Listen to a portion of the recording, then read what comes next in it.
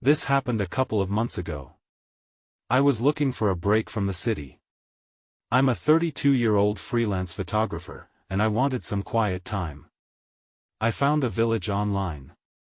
It looked perfect, tucked away between woods and hills. I thought it would be a nice change of pace. I thought wrong that I arrived in the late afternoon. The sun hung low, coloring everything in warm shades. The streets were made of cobblestones, and the cottages looked like they had been there forever. It felt like stepping back in time. I noticed a few villagers moving around, but they didn't seem friendly. They avoided my gaze, and a sense of heaviness filled the air. I pushed it aside. I was here for the photographs done on my second night. I was in bed when I heard it. Soft tapping against the window, like a finger knocking on glass. I tried to ignore it. Maybe it was just branches swinging in the wind. But it wouldn't stop. I sat up, my heart beating faster. I wanted to check but hesitated. Instead, I pulled the pillow over my head. It didn't help. The next day, I tried talking to the villagers. I thought they might help me find good spots for photography. I approached a woman in the market. She turned away as soon as I spoke. I felt a knot tighten in my stomach. I tried again with another villager, but he just shrugged and mumbled something. They seemed to avoid me like the plague. I felt uneasy, and that feeling grew each time I tried to engage. I found some old photographs in a corner of the local tavern. They were stacked in a messy pile, black and white images of people who looked like my neighbors. But something was wrong. The faces were familiar but distant, like echoes from another time. I couldn't shake the discomfort as I studied them. That night, the tapping returned, but there was more. I began to hear mumbling, a chorus of sounds blending into whispers. I strained to catch the words but couldn't. My heart sank each time I listened. Were the villagers hiding something from me, or was it all in my head? On what was supposed to be my last night, I stood by my window. I looked into the darkness and saw something. A figure stood under the trees, unnaturally still. Fear crept up my spine, but I couldn't pull myself away from the glass. I held my breath as I finally heard my name spoken softly from the shadows. Silence followed. I felt a pull inside me, urging me to know more. I wanted to confront whatever it was. I needed to understand what they were hiding. I leaned closer to the window, trying to see better. Suddenly, the figure moved, stepping into the sliver of pale moonlight. My heart raced. I couldn't see its face, but I felt it staring back at me. What did it want? Why was it calling my name? I didn't know if I was ready to find out. I couldn't shake the feeling that something wasn't right. The figure outside loomed in my thoughts. I was torn. Part of me wanted to keep my distance, but another part urged me to go outside, to uncover whatever mystery lay just beyond my window. The next morning, I ventured out early, hoping the fresh air would clear my mind. I walked toward the woods, following a narrow path that twisted through the trees. I felt drawn to them, as if they were calling to me. I found a fallen log to sit on, determined to sort through the confusion. As I looked at the trees, I noticed more details. They were knotted and gnarled, like they were struggling to hold on to their memories. I thought about the old photographs I had seen. There was something about the expressions captured in those images: fear, sorrow, longing. I wondered if the trees had stories to tell. Even the air felt heavy with unspoken words. Then I heard it again, the tapping. This time, it was louder, as if it was seeking me out. I followed the sound, my heart racing. I stumbled upon a clearing, and there, partially hidden, was an old well. Vines hung down from the stones, twisting like fingers reaching out. I approached it slowly, dread pooling in my stomach. I peered inside, but all I could see was darkness. The air around it felt alive, almost electric. As I stepped back, I heard whispers rising from the well. My name echoed softly, mixed with laughter. It chilled me to the bone. I looked around, hoping to spot someone nearby, but the clearing was empty. Suddenly, I remembered stories from my childhood, tales of vengeful spirits lurking in wells, waiting for the curious to come too close. Panic shot through me. Was that what I was hearing? The shadows that filled the well seemed to shift, and I felt a chill pass through me. I decided to leave, but a strange impulse held me there. Just then, I turned, and there it was, the figure from the night before. It emerged from the trees but stood just on the edge of the clearing. I couldn't see its face clearly, but the aura around it felt familiar, almost like a reflection of my own fear. It lowered its head and pointed toward the well. "Come closer," it whispered. I felt paralyzed, caught between dread and the desperate need to understand. I took a step forward, the ground feeling uncertain beneath my feet. What was it trying to tell me? Then I heard a crack behind me, and I spun around. The village was no longer silent, voices blended together, a chorus of panic rising with the wind. They were calling for me, pleading for my attention. I felt the weight of their urgency, but also their fear. The figure in the clearing stood still, watching me intently. I knew I had to make a choice. Two paths lay before me: confront the figure and the well, or turn back to the village and whatever had them in such a frenzy. Before I could decide, the whispers grew louder, drowning out every rational thought. I took a deep breath and stepped back toward the shadows, knowing I needed answers. But they were quickly turning into questions. What had I gotten myself into? What connected me to this place and its secrets? And before I could collect my thoughts, I felt the ground shift beneath me, and everything went dark. I awoke on the damp forest floor, disoriented and gasping. Panic washed over me as I scrambled to sit up, my heart pounding like thunder. The well, the figure, the whispers, they all faded into shadows as I tried to piece together what had just happened. I glanced around, expectations racing. The clearing was empty. The air felt still but charged with something unnameable. That I wiped the dirt from my palm and pressed myself to stand. As I swayed slightly, I felt a sharp pain in my ankle, a reminder that I was vulnerable. I took a moment to steady myself, breaths coming quickly. The whispers had stopped, leaving an echo of silence that bordered on suffocating. I tried to shake the dread that threatened to swallow me whole. Suddenly, I heard that tapping again, but this time it was rhythmic, almost like a heartbeat. My instincts screamed at me to run back to the safety of the village, but my feet wouldn't cooperate. Instead, I found myself drawn toward the sound, like a moth to a flame. The tapping grew louder as I moved cautiously, each step a battle against my racing thoughts. I followed it further into the woods until I stumbled upon a crooked, ancient tree, its trunk hollowed out as if it had been carved by time itself. Inside, nestled deep in the cavity, was a small wooden box. The sound pulsated from within it. That I hesitated. What could be inside? Curiosity nagged at me, battling my apprehension. With shaky hands, I reached for the box. It was cool to the touch, adorned with intricate carvings that appeared to shift under my fingers. I hesitated again, a nagging feeling pushing against my skull. Was this tied to the well? With a deep breath, I pried the lid open. A plume of dust burst into the air, and I coughed, blinking through the haze. Inside, I found a collection of worn trinkets, a rusty key, a faded photograph, and a delicate locket. I picked up the photograph first, seeing a family of 4 with anxious expressions that mirrored the fear I had felt since arriving in this village. I didn't recognize them, but their eyes, haunted yet pleading, stared back at me. Then there was the locket. It felt heavy in my palm, pulsating with the same rhythm as the tapping. I opened it slowly. Inside, a faint picture stared back, a woman holding a child. I squinted, trying to make out their faces. They seemed familiar, but I couldn't place them. The wood creaked ominously, and I froze as the tapping turned frantic. I glanced back at the path leading to the well, a gnawing urge urging me to keep moving, to understand why all of this was happening. But I felt another presence, cold, unresolved.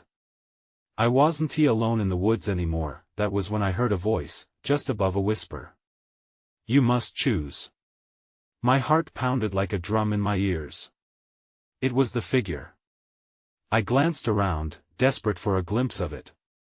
I felt the shadows thickening, as if they were reaching for me. Before I could react, the locket slipped from my fingers, hitting the ground with a soft thud. I felt a force pulling me back, and the tapping escalated into a cacophony. I was caught in a spiral of choices, the past and present intertwining, and I had no idea what awaited me next. As the darkness encroached, I made my decision. I took a breath and moved towards the well, desperate for answers, even as fear clutched at my heart. The path to the well felt longer than I remembered. Shadows twisted in the periphery of my vision, darting and fading as I walked. I kept glancing back at the crooked tree, as if it might reveal its secrets before I reached the well. Every sound felt amplified, the rustling leaves, the distant call of a bird, and, of course, that persistent tapping that echoed in my mind. As I stepped into the clearing where the well stood, a chill ran down my spine. It loomed before me, dark and foreboding, like a mouth waiting to swallow me whole. I glanced around, half expecting to see the figure lurking nearby, but the clearing remained empty, except for the well and the dense woods that surrounded it. With trepidation, I approached the edge. The stones were slippery with moss, and I could feel an oppressive weight settling upon me. Just then, the whispers returned, low and urgent, swirling around me like a storm. Find it, they murmured. I didn't know what they meant, but I felt an overwhelming compulsion to lean closer. Peering down, I could barely make out the water far below, glistening like dark glass. My heart raced as I noticed something flickering beneath the surface. A flash of light? I strained to see better, but it was like trying to decipher a riddle with half the words missing. Suddenly, a low thud interrupted my concentration, jolting me back. I turned to find the locket lying just a few feet away, still open as if it had been tossed back at me. My breath caught. The picture inside shimmered strangely, almost alive, but it was different. The child in the image had shifted, now looking directly at me, with wide, pleading eyes. What is happening? I whispered, panic squeezing my throat. I felt my knees weaken as the shadows shifted around me, darkening the clearing. The tapping grew louder, synchronized with the whispers until I could hardly think. Then, out of nowhere, I heard a voice, loud and clear, cutting through the chaos. You have to choose.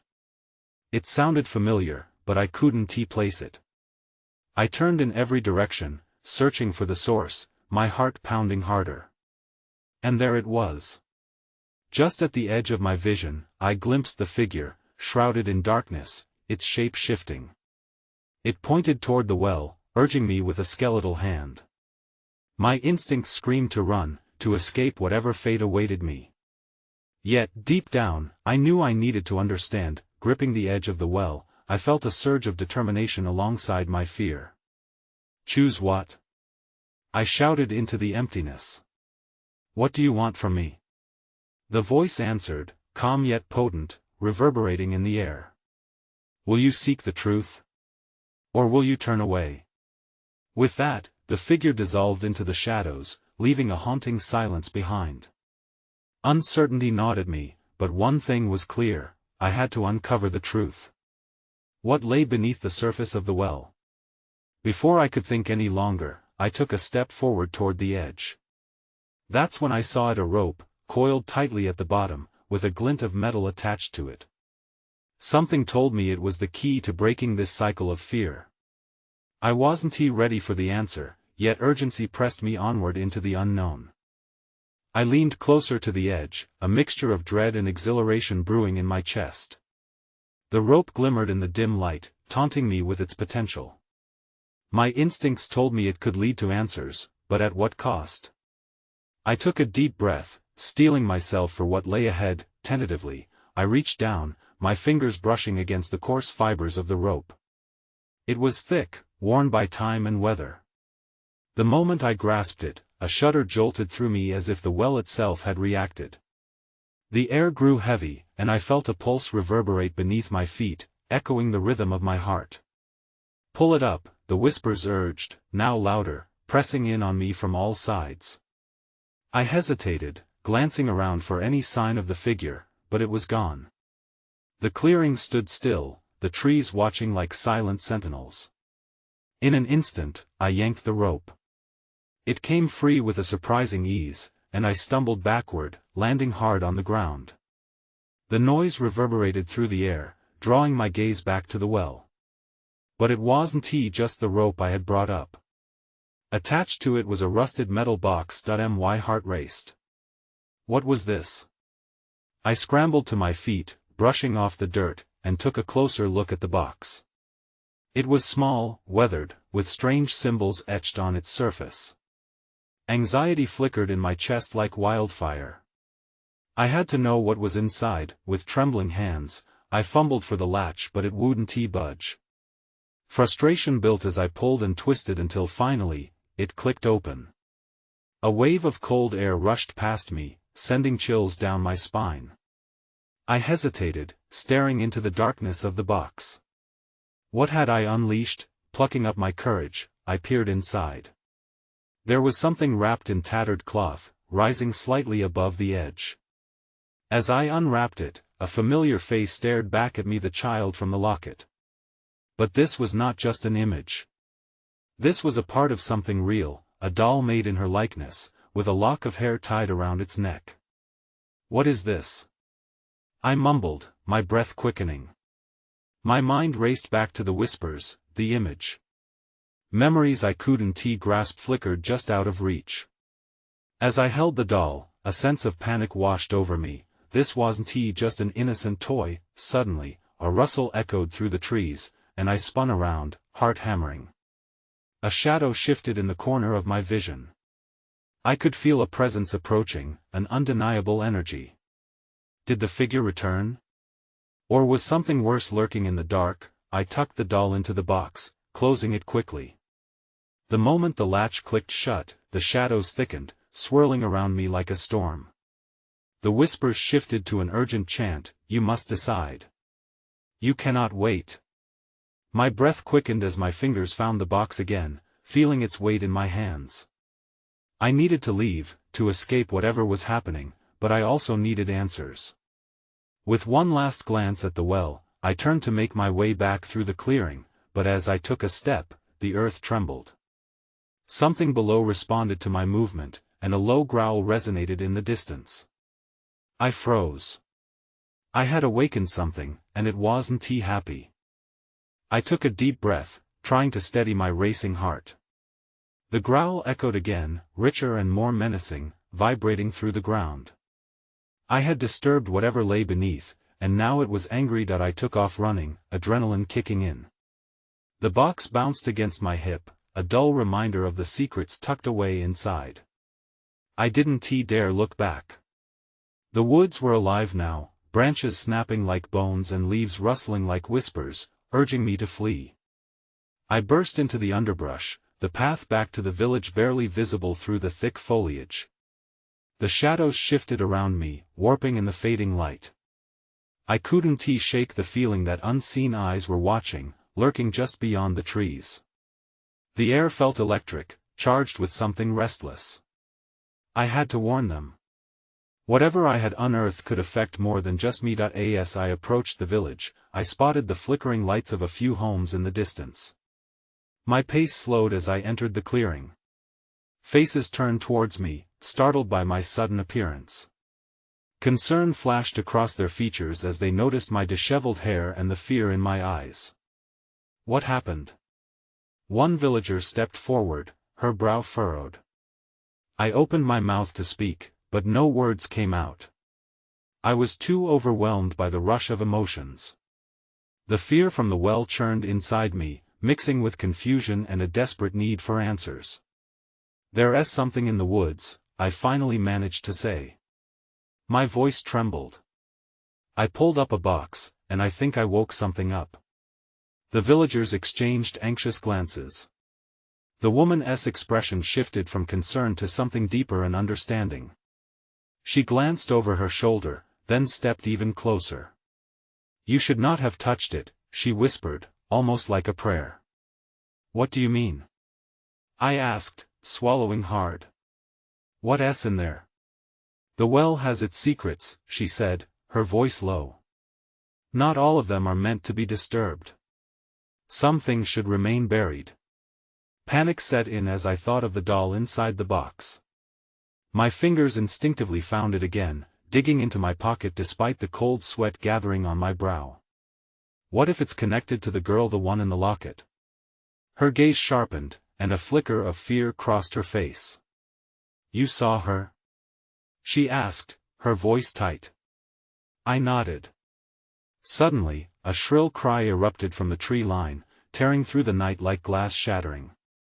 The sound sent every villager into motion, grabbing lanterns and weapons.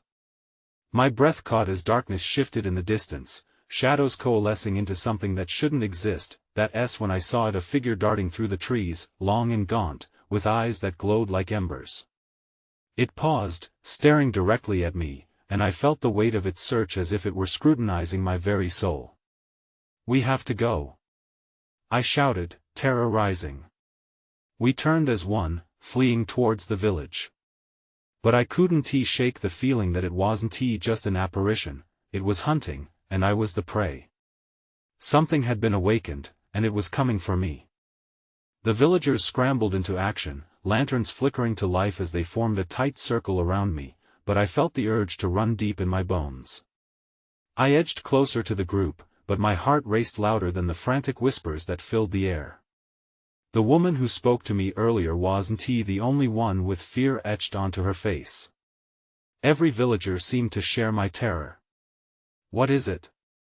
Someone asked, glancing nervously at the dark tree line that seemed to throb with menace. The shrill cry echoed again, followed by a guttural growl that sent chills down my spine. We need to get inside, the woman urged, her voice quivering. I turned, my mind racing with thoughts of the box and the doll. I didn't know how to explain what I had unearthed, and the last thing I wanted was to bring doom upon them all. We dashed towards the nearest house. I stumbled, nearly falling as I fought to keep pace. When we entered, the door slammed shut behind us, the thud heavy with finality. I caught my breath as I surveyed the dim room, lanterns casting a flickering light over worn furniture and time-worn knickknacks that held no comfort. Tell us what happened, an older man demanded, his face lined with worry and anger. I hesitated. There was a box in the well. I wanted to see what it was. I didn't think. Why would you do that? He cut me off, his voice sharp. You don't know what lies beneath this land. Generations of our people have kept those secrets for a reason. The villagers murmured in agreement. I wanted to scream that I didn't ask for this. I hadn't meant to disturb anything. But the girl in the locket, I blurted out, desperation creeping into my voice. I saw her. She was real, I swear. Their faces shifted from fear to something darker, shadows creeping into their expressions. That girl, the woman said slowly, was lost long ago. Her name is Arya, and her fate is intertwined with the well's curse. Curse? I echoed, feeling the weight of the word draw down upon me. What do you mean? Before she could answer, the sound of branches snapping outside made us all freeze.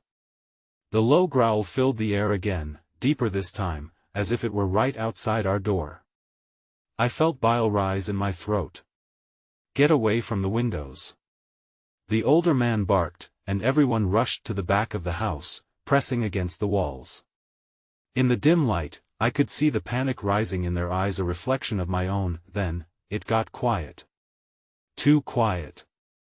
The growling faded to a whisper, and I felt a dreadful stillness settle in the room. I glanced at the woman, whose eyes darted around as if searching for an escape. That's when it hit me, I thought, my breath catching.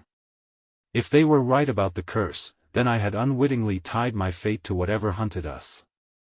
I gripped the doll tucked in my pocket tightly, now aware it was more than just a forgotten trinket. Whatever lay beyond the walls was searching for it, searching for me. Suddenly, a loud crash erupted from the front of the house, splintering wood and sending splinters flying.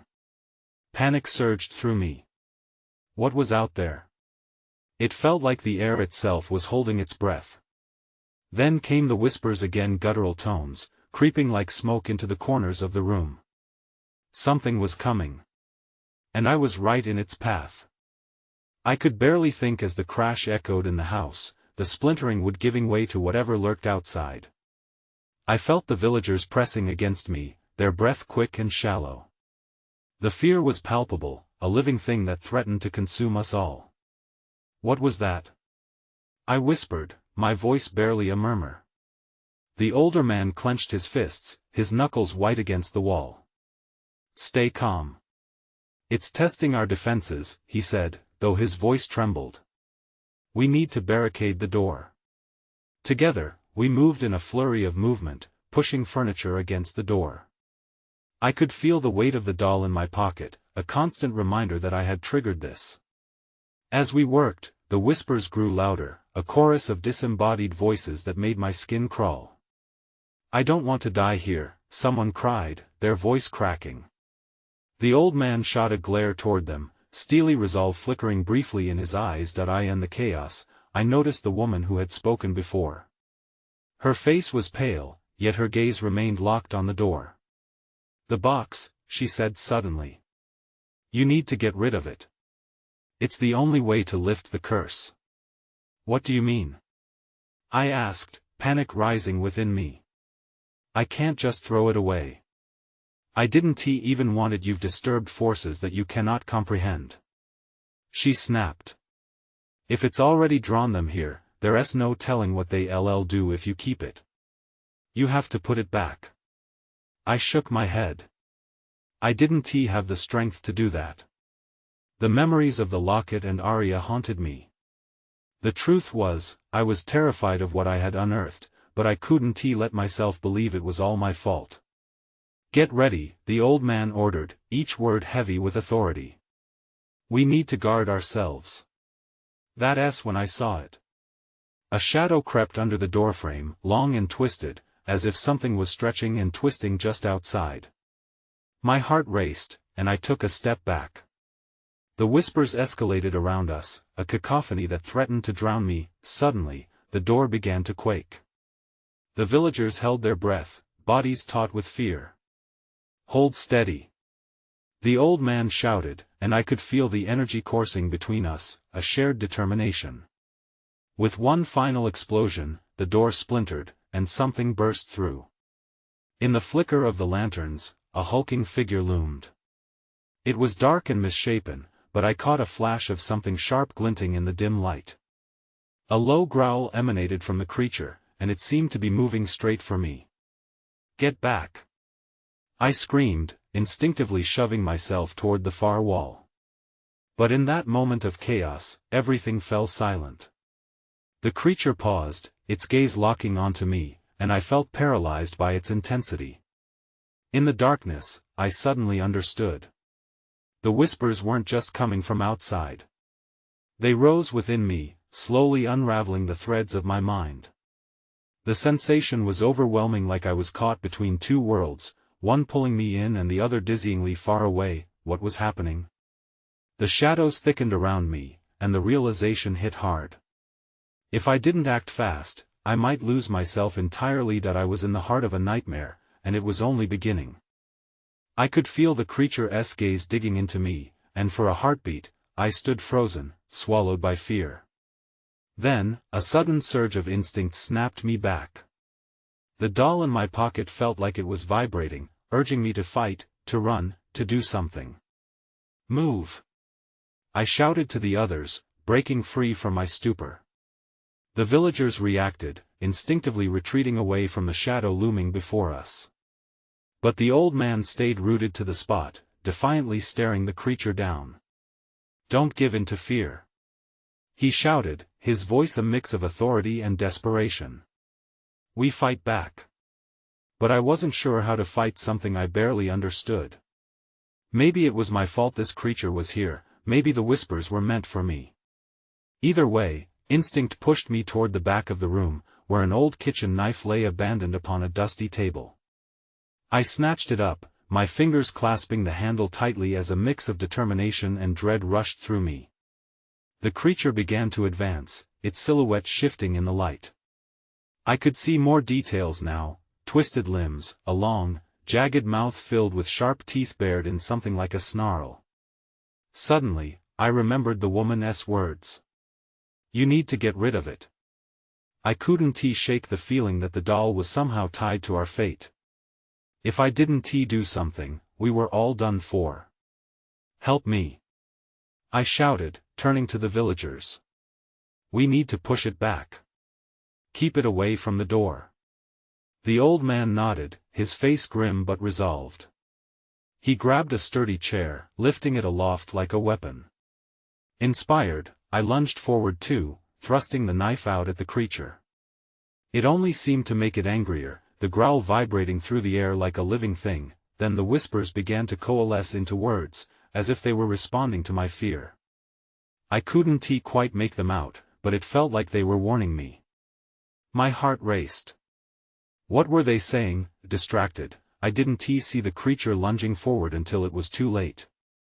It slammed into the barricade, sending splinters flying. The villagers stumbled back, and in that moment, chaos erupted. Screams filled the air, and the shadows danced wildly as the lanterns flickered. "Keep it away!" I shouted again, glancing at the doll. It seemed almost to shimmer, almost begging me to let it go. Panic clawed at my insides. What if the answer was truly in putting it back? Without thinking, I hurled the knife toward the creature, hoping to distract it long enough.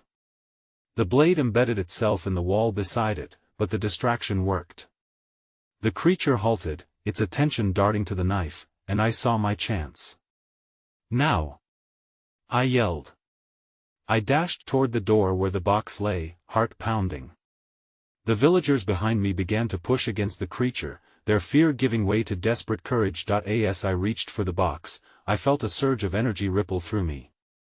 I didn't understand it, but I realized that I was the center of this chaos. If I put the doll back, it might end this nightmare. Sweating and breathless, I grabbed it from my pocket, feeling its weight pulling me in two different directions, one toward safety and another toward darkness. I lifted it to throw it back outside when a hand grasped my wrist. I flinched and turned to see the woman's face, desperate and wide-eyed. "No! Don't throw it out!" In that instant, an icy chill gripped my heart. The creature surged again, and I knew I was running out of time. Something had to give. But what? I could feel the creature's breath, hot and oppressive, as it pressed itself against the barricaded door, testing our defenses with renewed fury. The villagers around me were a chaotic blur of panic and determination, but my mind was sharp, focused only on that moment. I had the doll in my hand, its surface cool against my palm, and I felt its weight as if it was filled with secrets buried beneath the earth. "Let go of me!" I hissed at the woman, yanking my wrist away. Her eyes were wide, filled with pleading concern, as if somehow she understood the stakes more than I did. But that only intensified my fear.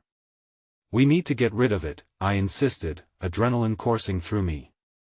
I could almost hear the whispers rising, the cacophony urging me to act, to decide once and for all. Suddenly, the door buckled under the creature's advance, sending splinters flying into the dim light of the room. I cringed but didn't falter. The villagers did their best to hold off the beast, shoving furniture and desperately clinging to any semblance of control. "Listen. If this doll is what brought it here, then maybe." My voice trailed off, uncertain. The woman stepped closer again, her expression shifting between fear and desperation. "Please, this isn't the solution. It's not just an object, it carries the weight of its story. Telling it might be the way to end this." The shadows seemed alive around us, thickening in response to our fear, almost mocking us with their presence. I staggered forward, my heart racing as I recalled the child in the locket, the weight of the doll forcing me into the darkest corners of my thoughts. "What story?" I spat, frustration boiling over. "Do you think its spirits care? They're here because I disturbed them." The words tumbled out, filled with rage and uncertainty. But part of me hesitated, a flicker of doubt that maybe I shouldn't just cast the doll aside. Then the whispers screamed louder, the urgency snapping me back into focus. I turned back to the doorway, every instinct screaming at me to act. The creature roared, and the walls around us trembled, casting jagged shadows. Time had become elastic, stretching in moments, compressing in others. I could sense it growing anxious, feeling my resolve waver. In that instant, I made a choice. No! I shouted, retreating toward the broken door, wielding the doll like a weapon. It felt utterly absurd. If you think it'll bring you peace, then let us find out. I held it high over my head, heart racing, muscles tense. What do you want? I yelled, voice cracking. You pointed me here. You called my name. Nothing stirred but the crushing stillness. Then a resonating, low growl filled the air, shaking the house, and the creature lunged forward. I hurled the doll past the encroaching darkness, praying it might carry the weight of whatever was trapped beneath. The moment it left my fingers, a heavy silence fell. The doll sailed into the gloom, landing just beyond the doorway. The air felt charged, the space between reality and darkness shifting, as if both worlds were waiting. For a moment, the creature hesitated, the shadows around it twisting with palpable tension. I could feel the villagers' gaze upon me, a unified breath held in anticipation, disbelief, and hope. Something broke. Then a low, echoing wail ignited from within the darkness, raw and anguished. The creature paused, its form flickering like a candle flame. The whispers surged back, intertwining around us, betraying both memory and grief. That's it. The woman cried, stepping alongside me. We must finish it. Speak her name. I hesitated, my mind racing to gather fragments of the past, then blurted, Arya. The words echoed through the room, sharp and demanding. The shadows hesitated, flickering in response, and I felt an odd warmth seep through me, filling the void. Arya. The woman ventured further, her voice gaining strength. You are free. Come back. The growl outside morphed into something almost guttural, resonating grief and anguish. Shadows clawed at the walls, twisting and contorting as if grappling with the words that filled the air. The silence swelled around us, a fracture in time, light, dim and pulsing, coursed through the cracks of our haven. The creature recoiled, perhaps recognizing the power of its name, the bonds that tethered it loosing their strength. Then, as suddenly as it had begun, the growling ceased. An eerie quiet wrapped around us, thick and unsettling. The shadows dispersed, and the heavy pressure lifted slowly. I could hear the villagers exhaling, a collective movement like the tide drawing back. Is it over? I asked, heart pounding in my chest. The woman looked around, bewildered yet calm. For now, she said softly. But the well will hold its secrets, and some storylines may never be fully closed. As we turned back to the clearing, I felt the weight of every unanswered question pressing down on me about Arya, about the darkness tied to this cursed land. I escaped the night, but I knew I was forever marked by it. The villagers faded back into the shadows, remaining vigilant as I moved away, walking into the uncertain dawn. I never returned to the village. Sometimes, I think of Arya's name, hanging in the air. Sometimes, I wonder about that well and the secrets it still keeps. But mostly, I try not to think about what waits beyond the edge of shadows.